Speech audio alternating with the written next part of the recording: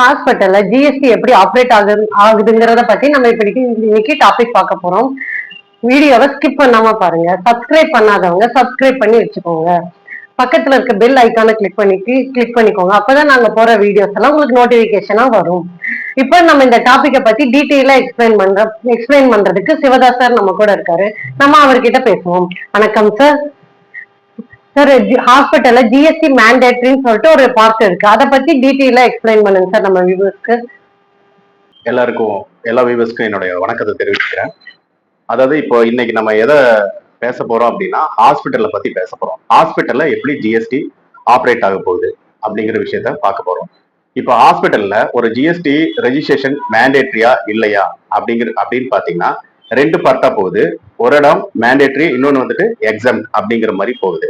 இப்போ நம்ம அதை பத்தி தான் பார்க்க போறோம். நோட்டிபிகேஷன் நம்பர் 12/2017 ஹாஸ்பிட்டல், அதாவது ஹாஸ்பிட்டல் ஹெல்த் சர்வீஸ் அல்லது ஆத்தரைஸ்டு மெடிக்கல் பிராக்டிஷனர், இந்த லைசன்ஸ் இருக்கிறவங்க அவங்களுக்கு வந்து ஜிஎஸ்டி எக்ஸம்ஷன் கொடுக்குறாங்க.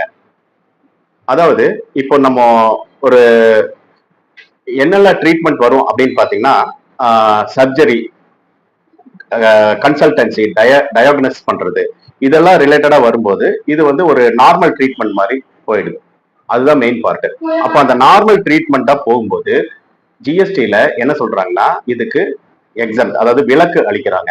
நோ ஜிஎஸ்டி, 1% கூடிய டாக்ஸை நம்ம பேஷண்ட் கிட்ட இருந்து டாக்டர்ஸ் வந்து கலெக்ட் பண்ண வேண்டிய அவசியம் இருக்காது. அதை தான் சொல்ல வர்றாங்க. அப்படின்னா எதுக்கெல்லாம் ஜிஎஸ்டி எக்ஸாம் ஆகும் அப்படிங்கிற பாயிண்ட்டை நம்ம ஃபர்ஸ்ட் பார்ப்போம். பாயிண்ட் என்னன்னு பாத்தீங்கன்னா ரூம் ரெண்ட். இப்போ ஒரு 5000 ரூபாய்க்கு கீழே தங்கி ட்ரீட்மெண்ட் எடுப்பாங்கல்ல, அந்த ட்ரீட்மெண்ட்டோட இன்கத்துக்கு டாக்டர்ஸ்க்கு வந்து எக்ஸாம்டா அது போகுது. அடுத்த பாயிண்ட் என்னன்னு பாத்தீங்கன்னா கன்சல்டேஷன் ஃபீஸ்.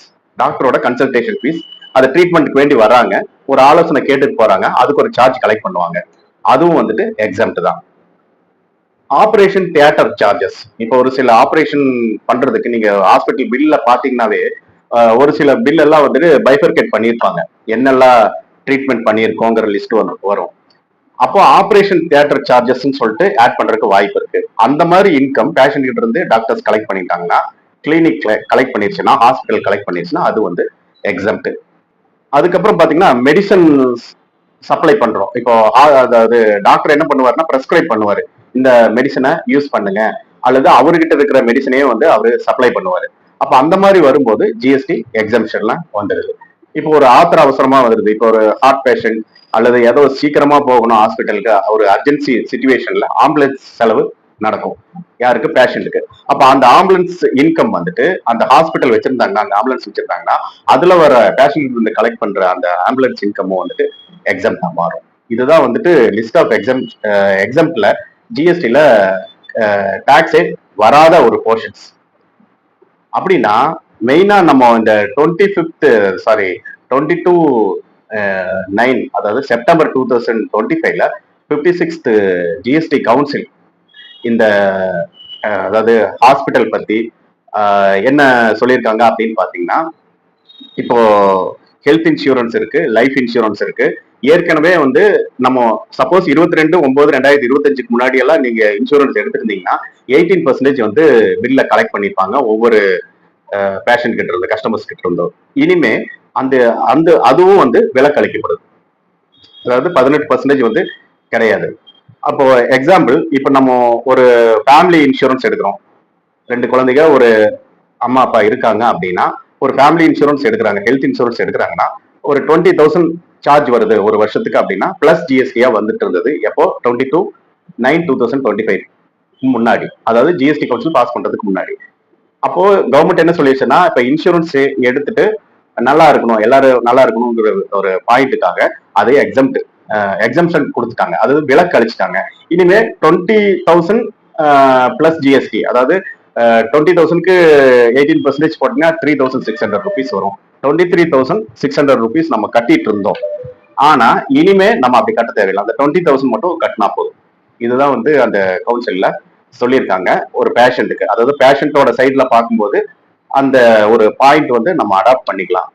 இன்னொன்னு வந்துட்டு 22/9/2025 முன்னாடி type of tax, rate of type of டாக்ஸ்னு ஒன்று இருக்கு இல்லையா, அது வந்து 5%, 12%, 18%, 28% இருந்தது. ஆஃப்டர் 22/9/2025 அப்புறம் என்னாச்சு அப்படின்னு பாத்தீங்கன்னா, அதை அப்படியே மாத்திட்டாங்க, 2 டைப்பா மாத்திட்டாங்க. அந்த 4 பைஃபர்கேஷன் இல்லாம 5 and 18 அந்த மாதிரி கொண்டு போயிட்டாங்க. ஒரு சில ப்ராடக்ட் சர்வீஸ்க்கு மட்டும் 40% இருக்கு, அது வேற ஒரு பார்ட். அப்போ இந்த ஒரு 2 டைப்பா மெடிசன்ஸ், இந்த கேஷுவல் சர்வீசஸ் எல்லாம், அதாவது டாக்ஸபிள் சர்வீஸ் வர்ற இடத்துல எல்லாம் 5, 18 அப்படின்னு சொல்லி மாத்திருக்காங்க.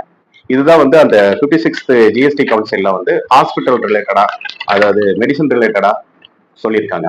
அடுத்த பாயிண்ட் என்னன்னு பாத்தீங்கன்னா, எதுக்கெல்லாம் ஜிஎஸ்டி அப்ளை ஆகும். இது வந்து நான் இத்தனை நேரம் நம்ம வந்து எக்ஸாம்ட பத்தி பேசிட்டு இருந்தோம், எடுக்கவே வேண்டாம்.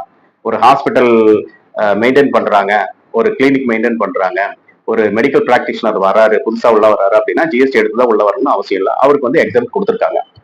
ஆனா இது எல்லாமே நம்ம இதுக்கு முன்னாடி பேசணும், ட்ரீட்மெண்ட் ரிலேட்டடா வந்தது. இப்ப ட்ரீட்மெண்ட் ரிலேட்டடா இல்லாம சில இன்கம் டாக்டர்ஸ்க்கு, கிளினிக்கு, ஹாஸ்பிட்டலுக்கு வர்றதுக்கு வாய்ப்பு இருக்கு. அந்த மாதிரி சிச்சுவேஷன்ல 20 லட்சம் ரூபாய் கிராஸ் ஆகுதுன்னு வச்சுக்கோங்க அந்த ஹாஸ்பிட்டல், அப்போ வந்து ஜிஎஸ்டி வந்துடும். அது எப்படின்னு பார்த்துடலாம். ஃபர்ஸ்ட் பாயிண்ட் பாத்தீங்கன்னா, ஒரு காஸ்மெட்டிக் சர்ஜரி பண்றாங்க அல்லது பிளாஸ்டிக் சர்ஜரி பண்றாங்க. அந்த மாதிரி சிச்சுவேஷன்ல அந்த பேஷண்ட் கிட்ட இருந்து அமௌண்ட் கலெக்ட் பண்றாங்கல்ல, கிளினிக் அல்லது ஹாஸ்பிட்டல், அப்போ அது வந்து டாக்ஸபிள் இன்கமா ஹாஸ்பிட்டலுக்கு போகுது, கிளினிக் போகுது, அந்த மெடிக்கல் பிராக்டிஷனருக்கு போகுது. அடுத்தது பாத்தீங்கன்னா ரெண்டிங், அதாவது ரெண்ட்டுக்கு விட்டுருப்பாங்க. ஹாஸ்பிட்டலே வந்துட்டு ஒரு போர்ஷனை வந்து ரெண்ட்டுக்கு விட்டுருப்பாங்க. யாருக்கு? இன்னொரு தேர்ட் பார்ட்டிக்கு. அதாவது ஒரு பார்மசி நடத்துற மாதிரி, ஒரு மெடிக்கல் ஷாப் மாதிரி அது நடத்தலாம். ஏன்னா ஹாஸ்பிட்டல் இருக்கும்போது மெடிக்கல் ஷாப் வேணும்ல, அப்ப இன்னொருத்தர் எடுத்து நடத்தும் போது அதுல ஒரு இன்கம் வரும், அது வந்து டாக்ஸபிள் இன்கம் அது வருது. அப்ப இந்த மாதிரி சிச்சுவேஷன் வரும்போது கண்டிப்பா வந்து அது டாக்ஸபிள் சர்வீஸா போகுது. அப்போ ஜிஎஸ்டி வந்து அவங்க கட்டாயமா 20 லட்சம் ரூபாய் கிராஸ் ஆயிடுச்சு. இப்போ எக்ஸாம்பிள், எக்ஸாம்ட் இன்கம் வந்துட்டு 18 லேக் இருக்கு அப்படின்னு வச்சுக்கோங்க ஒரு வருஷத்துல. இப்போ இந்த மெடிசன் சேல்ஸ் வந்துட்டு ஒரு 2 லேக் அல்லது 2,50,000 rupees இருக்குதுன்னா அந்த இடத்துல ஜிஎஸ்டி ஆர்சி மேண்டேட்டரியா மாறுது. அடுத்த பாயிண்ட் என்னன்னு பாத்தீங்கன்னா, ஹாஸ்பிட்டலே வந்து மெடிசன் சப்ளை பண்ணுவாங்க, பார்மசி வச்சிருப்பாங்க. அப்ப அந்த மாதிரி சிச்சுவேஷன்ல ஆர்சி எடுக்க வேண்டிய கட்டாயம் வருது. அதுக்கப்புறம் பாத்தீங்கன்னா, பேஷண்ட்டுக்கெல்லாம் வந்து பேஷண்ட், டாக்டர்ஸ், ஸ்டாஃப்ஸ் எல்லாம் வந்துட்டு போறாங்க, அதாவது வேலைக்கு வர்றாங்க அல்லது பேஷண்ட் வந்து தங்குறாங்க இருக்கும்போது அப்ப கேன்டீன் சர்வீஸ் பண்ணணும். அதாவது ஃபுட் சர்வீஸ் பண்றாங்க அப்படின்னா அந்த ஃபுட்டை வந்து அல்லது ஒரு கேன்டீனோ மெஸ்ஸோ கண்டக்ட் பண்ணி அதையே ரன் பண்ணிட்டு இருந்தாங்கன்னா அதுல வர்ற இன்கமும் வந்துட்டு டாக்ஸபிள் இன்கமா மாறுது. அடுத்து என்னன்னு பாத்தீங்கன்னா, ஹாஸ்பிட்டல் ரூமை வந்து சப்லீஸ்க்கு விடுவாங்க. இப்போ வேற ஒரு டாக்டர்ஸ் வர்றாங்க அப்படிங்கும் போது அந்த ஹாஸ்பிட்டலுக்கு வந்து அந்த ஹாஸ்பிட்டல் இருக்க ரூம் ரெண்ட் கலெக்ஷன் பண்ணுவாங்க, எக்யூப்மெண்ட்டை வந்து வாடகைக்கு விடுவாங்க. இந்த மாதிரி சிச்சுவேஷன் வரும்போது கண்டிப்பா வந்து டாக்ஸபிள் இன்கமா வந்துடும். இந்த மாதிரி சிச்சுவேஷன்ல 20 லட்சம் ரூபாய்க்கு கிராஸ் ஆகுது அப்படின்னா அவங்க டாக்ஸபிள் போர்ஷன்ல போயிடுவாங்க. சார் இப்ப நான் நெக்ஸ்ட் கொஸ்டின் உங்ககிட்ட கேக்குறேங்க சார். இப்போ ஹாஸ்பிட்டல்ல அக்கௌண்ட்ஸ் எப்படிங்க சார் மெயின்டைன் பண்றது, அதை பத்தி கொஞ்சம் டீட்டெயிலா எக்ஸ்பிளைன் பண்ணுங்க சார். ஹாஸ்பிட்டல்ல அக்கௌண்ட்ஸ் மெயின்டெனன்ஸ் அப்படிங்கிறது வந்து ரொம்ப ஈஸியான வேலை தான். பட் ஆனா வந்து டிசிப்ளினா மெயின்டைன் பண்ண அதுதான் முக்கியம். ஏன்னு கேட்டீங்கன்னா, இது வந்து மேக்சிமம் எக்ஸம்ஷன் போர்ஷன்ல போகுது. ஜிஎஸ்டி பொறுத்தளவுக்கு எக்ஸம்ஷன் போர்ஷன்ல போகுது. நம்ம ஏற்கனவே பார்த்த மாதிரி அது பேஷண்டோட நேச்சர், இன்கத்தை வந்து ஹாஸ்பிட்டலுக்கு இன்கமா கவர் ஆகாது. அதாவது இன்கமா வரும் ஆனா டாக்ஸபிள் இருக்காது, டாக்ஸ் இருக்காது அப்படிங்கிற மாதிரி ஒரு போர்ஷன் இருக்கிறங்காட்டி என்ன பண்றாங்க அப்படின்னு பாத்தீங்கன்னா, அந்த அக்கௌண்ட்ஸை வந்து கரெக்டா மெயின்டைன் பண்ணும். கரெக்டா மெயின்டைன் பண்றதுன்னா எப்படி? இப்ப எக்ஸாம்டோட இன்கம் வருதுன்னா அந்த எக்ஸாம்ட் இன்கத்தை வந்து கரெக்டா கிளாஸிஃபை பண்ணி என்ட்ரி பண்ணிடணும். எக்ஸாம்ட் இன்கத்து கூட டாக்ஸபிள் இன்கமும் நீங்க கிளப் பண்ணிட்டீங்கன்னா அதுல வந்து ஆட் பண்ணி அது எக்ஸாம்ட் இன்கமாவே கன்சிடர் ஆயிடும். அப்போ அதை கரெக்டா கிளாசிபிகேஷன் கொண்டு வரணும். அப்போ இந்த கிளாசிபிகேஷன் தவறும் போது என்ன ஆகுனா மிஸ்டேக் வர்றதுக்கு வாய்ப்பு இருக்கு. அதே மாதிரி இது ரிலேட்டடான எக்ஸ்பெண்டிச்சர் பண்றாங்க, அந்த எக்ஸ்பெண்டிச்சரும் கரெக்டா கிளாசிஃபை பண்ணணும். அது எக்ஸம்ஷன்ல போயிருக்கா, அது ரிலேட்டடான எக்ஸ்பெண்டிச்சரா, அல்லது டாக்ஸபிள் போர்ஷனோட ரிலேட்டடான எக்ஸ்பெண்டிச்சரா, அந்த மாதிரி வரும்போது தான் அந்த ஜிஎஸ்டி வந்து நம்ம கிளாசிஃபை கரெக்டா கொண்டு போக முடியும். இப்போ டாக்ஸபிள் சர்வீஸும் இருக்கு, எக்ஸாம் சர்வீஸும் இருக்கு அப்படின்னா அதுக்கு தகுந்த மாதிரி கிளாசிபிகேஷன் பண்ணணும். சப்போஸ் அதர் இன்கம் வருது, அதர் இன்கம் வந்தாலும் அதையும் வந்துட்டு நம்ம கிளாசிஃபை பண்ணணும். இப்ப ஹாஸ்பிட்டல் ஒரு மெயின்டைன் பண்ணாங்க இல்லையா, ஒரு பார்மசி மெயின்டைன் பண்ணிட்டாங்கல்ல, அந்த மெயின்டைன் பண்ற அந்த இன்கம், அதாவது மெடிக்கல் ஷாப் ஒன்று தனியா வச்சிருப்பாங்க, அதுக்காக ஒரு அக்கௌண்ட்ஸ் மெயின்டெனன்ஸ் இருக்கு இல்லையா, அது வந்து கரெக்டா மெயின்டைன் பண்ணணும், அதுவும் வந்து ப்ராப்பரா மெயின்டைன் பண்ணணும். அப்போ இது எல்லாமே டிசிப்ளினரி ஆக்ஷன்ல வந்துடும். அப்ப அது கரெக்டா மெயின்டைன் பண்ணீங்கன்னா தான் உங்க கிளாசிபிகேஷன் யாரு கேட்டாலும், டிபார்ட்மெண்ட் அதாவது கவர்மெண்ட் டிபார்ட்மெண்ட் யாரு கேட்டாலும் நம்ம சப்ளை பண்ண முடியும், கொடுக்க முடியும். இல்லாட்டினா பிரச்சனை வர்றதுக்கு வாய்ப்பு இருக்கு. சார் இப்ப நீங்க ஹாஸ்பிட்டல்ல ஜிஎஸ்டி மேண்டேட்டரி அப்படின்னு சொன்னீங்கல்ல சார், இப்ப வந்து ஜிஎஸ்டி மேண்டேட்டரினா இப்ப ஐடிசி கிளைம் பண்ண முடியுமா அப்ப ஹாஸ்பிட்டல்ல? இப்ப ஹாஸ்பிட்டல் அப்படி கிளைம் பண்ண முடியும் அப்படின்னா அது எப்படி பண்றதுங்க சார்? அதாவது இப்ப நம்ம ரெண்டு பார்ட்டா பார்த்தோம். ஒண்ணு வந்து எக்ஸம்ட் போர்ஷன், இன்னொன்னு வந்து டாக்ஸபிள் போர்ஷன். ரெண்டுமே மிக்சிங் ஆகுது. அப்போ ஹாஸ்பிட்டல்னாவே எக்ஸாம் சர்வீஸ் சொல்லிட்டு நம்ம கன்சிடர் பண்ண முடியாது. அதனால ஹாஸ்பிட்டல்னாவே ஹாஸ்பிட்டல்ல வர்ற எல்லா வருமானமும் எக்ஸம்டன் கன்சிடர் ஆகாது. அதை ரெண்டு பார்ட்டா பிரிச்சிருக்காங்க. ஒன்னு வந்து டாக்ஸபிள், இன்னொன்னு வந்து எக்ஸம்ட். அந்த எக்ஸம்ட டாக்ஸபிள கரெக்டா கிளாசிஃபை பண்ணி எடுத்துக்கணும். அப்ப இந்த மாதிரி சிச்சுவேஷன்ல ஐடிசி கிளைம் பண்ண முடியுமானா கண்டிப்பா முடியும். ப்ரொபோர்ஷனேட் பேசிஸ்ல ஐடிசியை கிளைம் பண்ணலாம். அந்த ப்ரொபோர்ஷனேட் இல்லாம நீங்க எடுத்த எல்லா ஐடிசியும் ஃபுல்லாவே கிளைம் பண்ண முடியாது. ஏன்னா எக்ஸம்ட்டும் வருது, டாக்ஸபிள் சர்வீஸ் வர்றது மாதிரி இருந்தங்காட்டி அதோட ப்ரொபோர்ஷனேட் பேசிஸ்ல ஐடிசியை கிளைம் பண்ணலாம். அதையும் வந்து கரெக்டா புக் ஆஃப் அக்கௌண்ட்ஸ்ல மெயின்டைன் பண்ணணும். அப்பதான் வந்துட்டு கரெக்டா இருக்கும். அடுத்த பாயிண்ட் என்னன்னு பாத்தீங்கன்னா, ஹாஸ்பிட்டல் ஜிஎஸ்டி ஆர்சி எடுக்கணுமா? பொதுவா இப்ப நீங்க கொஸ்டின் கேட்கறதுக்கு முன்னாடி நான் ஒரு கொஸ்டின் சொல்றேன். ஹாஸ்பிட்டல்ல ஆர்சி, ஹாஸ்பிட்டல்னாவே எக்ஸாம் சர்வீஸ் அப்படின்னா ஆர்சி எடுக்கணுமா அப்படின்னு கேட்டீங்கன்னா, ஹாஸ்பிட்டல் சர்வீஸ் வருது, ட்ரீட்மெண்ட் சர்வீஸ் தான் இருக்கு அப்படின்னா பியூர்லி அப்படிதான் இருக்கு, ஹாஸ்பிட்டல் ரிலேட்டடா இருக்குது அப்படின்னா அவங்களுக்கு ஆர்சி எடுக்க தேவையில்லை. அவர் எக்ஸாம் போர்ஷன்ல போறங்காட்டி அவருக்கு எதுவுமே வந்து டாக்ஸபிள் சர்வீஸ்ல இல்லை அப்படின்னா அவர் வந்து ஆர்சி எடுக்கவே தேவையில்லை. சப்போஸ் ஒரு ரூபாய் கூடி டாக்ஸபிள் சர்வீஸ் ரிலேட்டடான இன்கம், நம்ம ஏற்கனவே பார்த்த இன்கம் லிஸ்ட் என்னன்னு பாத்தீங்கன்னா, டாக்ஸபிள் இன்கத்தோடது ஒரு தாட்டி நான் சொல்லிடுறேன்.